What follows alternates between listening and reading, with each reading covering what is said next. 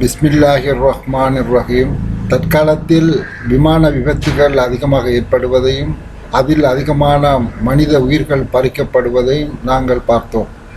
முன்னைய வீடியோவில் அது எவ்வாறு நடைபெறுகிறது, அதற்கான விடயங்களை எவ்வாறு அல் குர்ஆனின் ஒளியில் ஆராய்வோம் என்ற விடயத்தை விரிவாக பார்த்தோம். எனவே இந்த வீடியோவில் நாங்கள் எவ்வாறு இந்த மனித உயிர்களை பாதுகாக்கலாம் என்ற அடிப்படையிலேயே நாங்கள் ஆராய வேண்டிய ஒரு தேவை இருக்கிறது.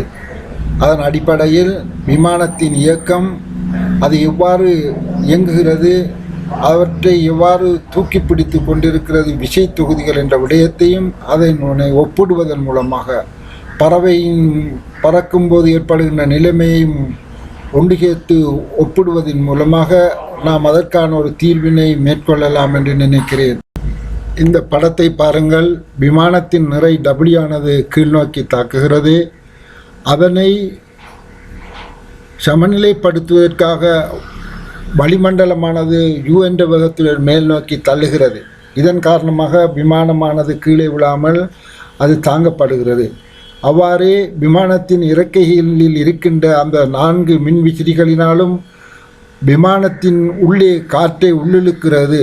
அதனூடாக பின்வழியினால் வெளியே தள்ளுகிறது.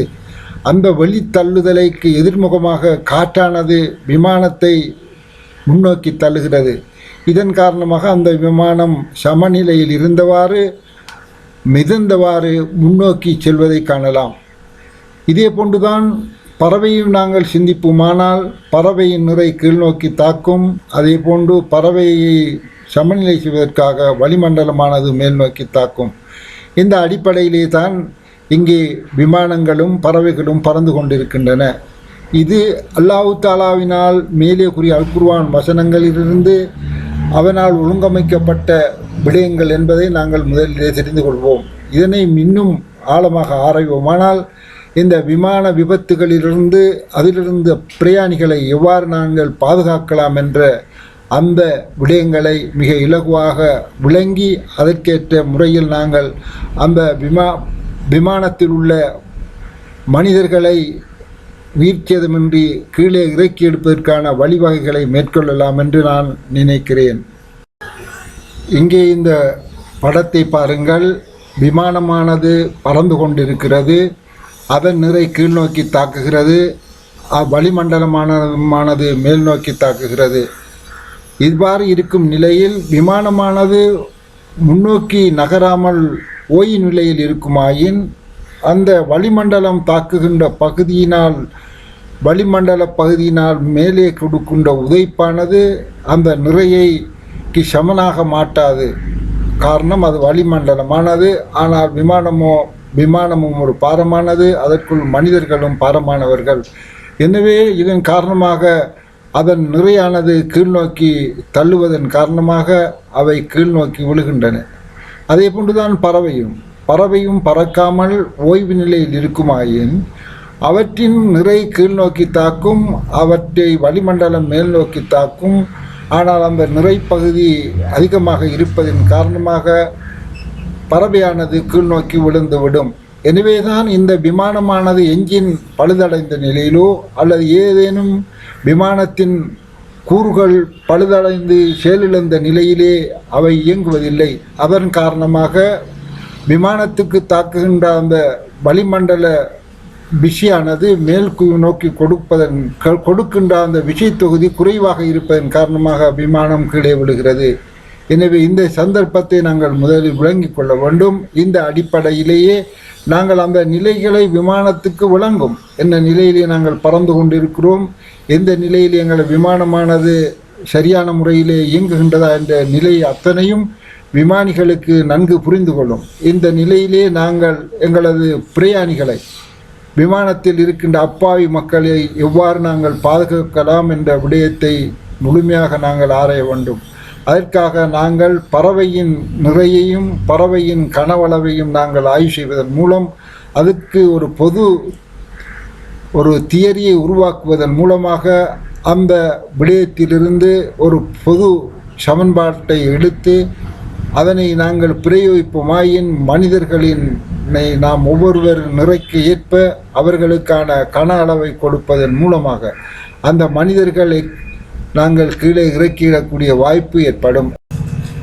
எனவே நாம் மைனாவின் கன அளவை காண்பதற்காக படத்திலே காட்டியவாறு கணித்தல் ஒன்றை செய்வோமாயின் அதன் கன அளவு B=376 சென்டிமீட்டர் கணம் என்ற விடை கிடைக்கிறது. அதே மாதிரி அந்த மைனாவின் நிறையை அளந்து பார்ப்போமானால் அன்னளவாக 100 கிராமாக இருக்கின்றது. இந்த இரண்டு தரவுகளையும் கனவளவின் கீழ் நிறையை பிரிப்புமாயின் அன்னளவாக 4 எண்பெருமானம் கிடைக்கிறது. அதே போன்று இன்னும் ஒரு மைனாவை நாங்கள் அதன் நிறையை அளப்போமானால் அதுவும் அன்னளவாக கன அளவானது 396 சென்டிமீட்டர் கனமாகவும் அதன் நிறை அன்னளவாக 110 கிராமாகவும் இருக்கிறது. அதையே முன்னில் கூறியவாறு கனவளவின்கள் நிறையை பிரிப்புமாயின் அங்கேயும் ஒரு பெருமானம் 4 பெருமானம் கிடைக்கிறது. எனவே இதிலிருந்து நாம் ஒரு பெறுபரை காண்கிறோம், ஒரு முடிவுக்கு வருகிறோம். அதாவது பறவையின் கன அளவின் கீழ் பறவையின் நிறை சமன் 4 என்ற ஒரு எண்பெருமானத்தை எடுக்கிறோம். இது ஒரு சமன்பாடாக நாங்கள் கணிக்கின்றோம். இதே மாதிரி இன்னும் ஒரு பறவையை நாங்கள் கவனிப்போம். அதாவது புறா என்ற பறவையை நாங்கள் கவனிப்போமாயின் புறாவின் கன அளவானது 1188 சென்டிமீட்டர் கனமாகவும் அதன் நிறையானது அன்னளவாக 340 கிராமாகவும் இருக்கின்றன. அவற்றை நாம் முன்னே கூறிய போன்று கனவளவின்கள் திணிவை பிரிப்போமாயின் அங்கேயும் ஒரு மாறிலி பெருமானம் 4 கிடைக்கிறது. அதேபோன்று இன்னும் ஒரு புறாவின் நிறையை நாங்களும் கன அளவையும் ஒப்பிட்டு பார்ப்போமாயின் அதன் கன அளவு அன்னளவாக 1391 சென்டிமீட்டர் கனமாகவும் அதன் நிறையானது அன்னளவாக 400 கிராமாகவும் இருக்கிறது. அவற்றை நாங்கள் திணிவின் கன அளவு என்ற வகையிலே பிரிப்போமாக இருந்தால் அங்கேயும் ஒரு மாறிலி பெருமானம் 4 கிடைக்கிறது. இதிலிருந்து நாம் ஒரு பொதுவான முடிவுக்கு வரலாம். அதாவது எந்த ஒரு பறவையாக இருந்தாலும் அதன் கன அளவுக்கும் நிறைக்கும் உள்ள விகிதம் 4 என்ற விடயம் கிடைக்கிறது. எனவே நாம் ஒரு பறவையின் கன அளவுக்கும் அதன் நிறைக்கும் உள்ள விகிதம் 4 என்ற ஒரு சமன்பாட்டு வடிவினை நாங்கள் பெற்றோம்.